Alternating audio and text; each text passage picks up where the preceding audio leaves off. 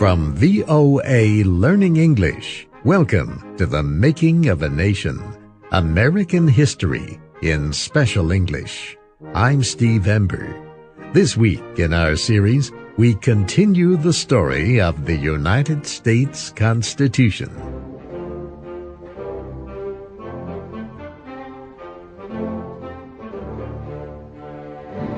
In May of 1787, a group of America's early leaders met in the city of Philadelphia, Pennsylvania. They planned to amend the Articles of Confederation. That document established a loose union of the 13 states. Instead, they wrote a completely new constitution. It created America's system of government and recognized the rights of its citizens.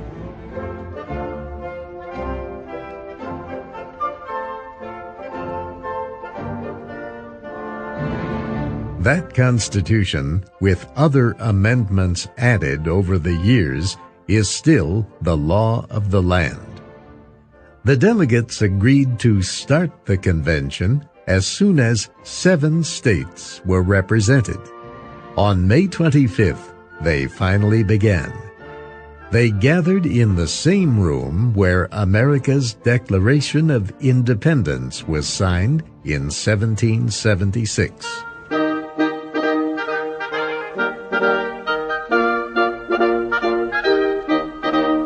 The first important decision was choosing a president for the convention. Several of the delegates urged the others to choose George Washington. Washington was the most famous man in America. He had led the forces that won the war for independence from Britain. The delegates agreed. Washington was their choice. George Washington officially opened the convention with a short speech. He thanked the delegates for naming him president of the convention. But, he said, the honor was too great. He asked the delegates to forgive him if he made mistakes. After all, he said, he had never been chairman of a meeting before. With those words, George Washington sat down. Here are 2 actors playing George Washington and James Madison.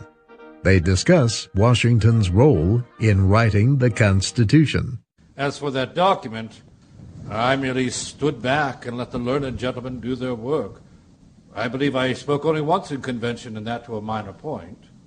Well, I believe you do yourself an injustice, sir. As president of the convention, you led the way.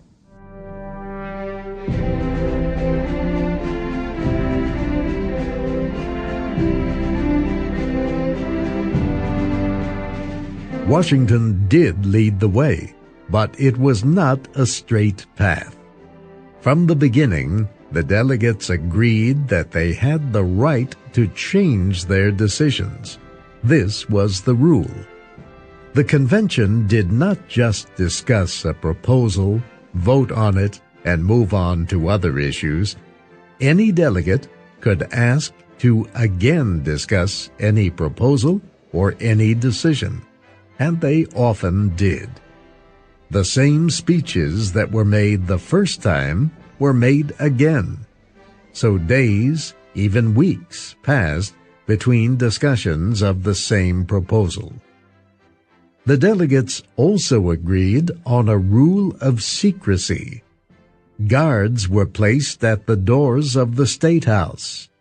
Newspaper reporters were not allowed inside, and the delegates were not allowed to discuss convention business in public.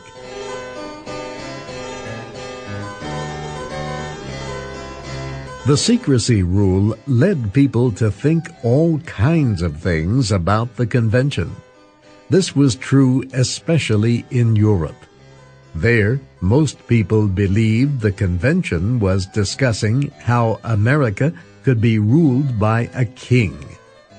Europeans said a republican government worked in a small country, such as Switzerland, But it would not work, they said, in a land as large as America. At the time of the convention, Thomas Jefferson was serving as America's representative to France. When he learned of the secrecy rule, he was angry. He believed strongly in freedom of speech and freedom of the press. More than 40 years later, James Madison explained the decision behind the secrecy rule. Madison said that if the convention had been open to the public, no delegate would ever have changed his mind after speaking on an issue. To do so would mean he was wrong the first time he spoke, and no delegate would be willing to admit to the public that he had made a mistake. This was Madison's reasoning. If the meetings had been open, he said, the convention would have failed.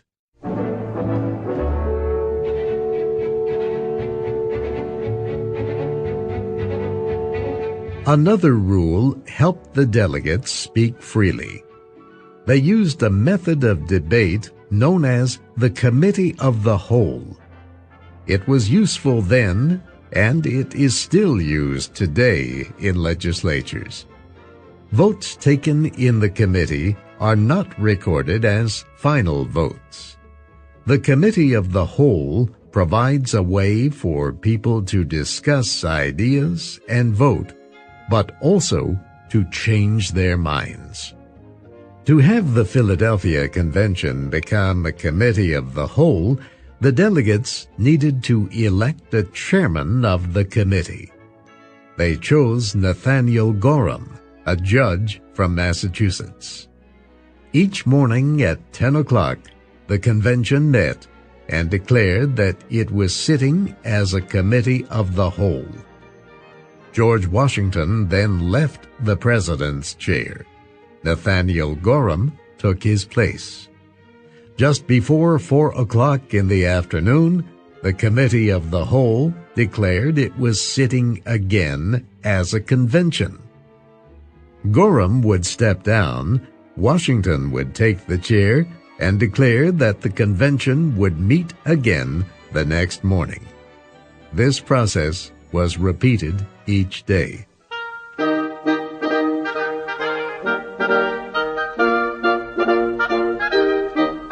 Because of these rules, the story of the Philadelphia Convention would be difficult to understand if we told about events day by day. So we will put the calendar and the clock away and tell how each major issue was debated and settled. On May 29th, the delegates heard what was called the Virginia Plan. This was the plan of government prepared by James Madison and other delegates from Virginia. The Virginia Plan did more than suggest changes to the Articles of Confederation. It was, in fact, a plan for a completely new central government.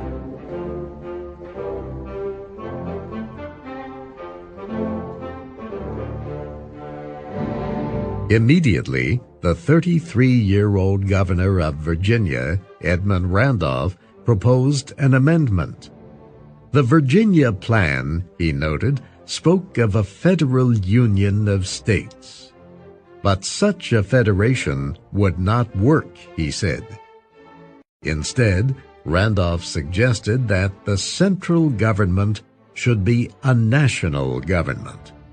It should contain a supreme legislature, executive, and judiciary. For a few moments there was complete silence. Many of the delegates seemed frozen in their chairs. Did they hear correctly? Most of them did not question the idea of a government with 3 separate branches. Several states already had such a system.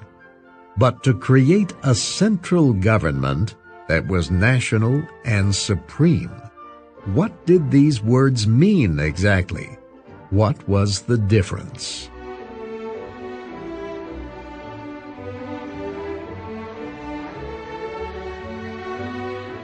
The delegates debated the meaning of the words federal, national, and supreme for many days.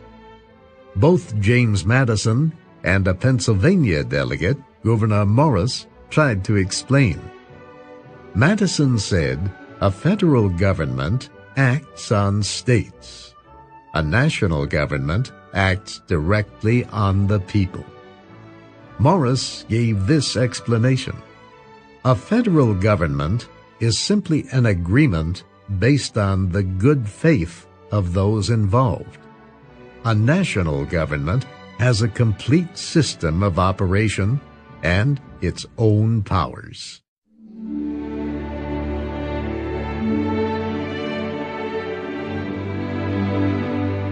Gouverneur Morris pointed out that one day the delegates meeting in Philadelphia would be dead.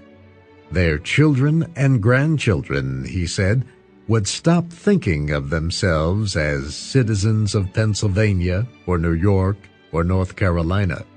Instead, they would think of themselves as citizens of the United States. Morris said the states had to take second place to a national government with supreme power.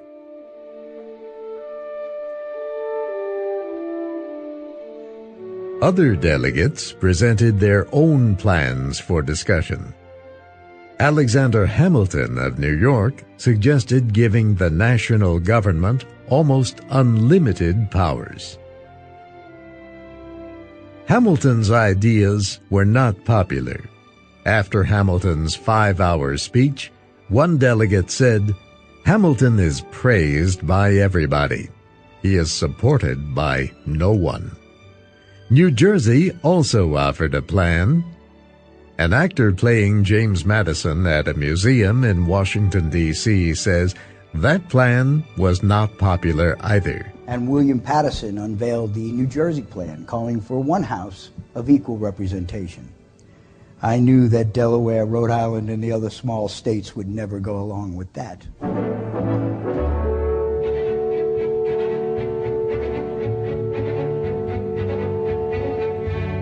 Delegates voted to reject the New Jersey plan. They did not even vote on Hamilton's plan. From that time, all their discussions were about the plan presented by Virginia. For more than 3 months, delegates would debate each part, vote on it, then debate it again. The Virginia plan formed the basis of discussion at the convention in Philadelphia. In the end, it formed the basis of the United States Constitution. But there was still more to debate in writing the Constitution, including the job of an executive branch to enforce the laws. That will be our story next week.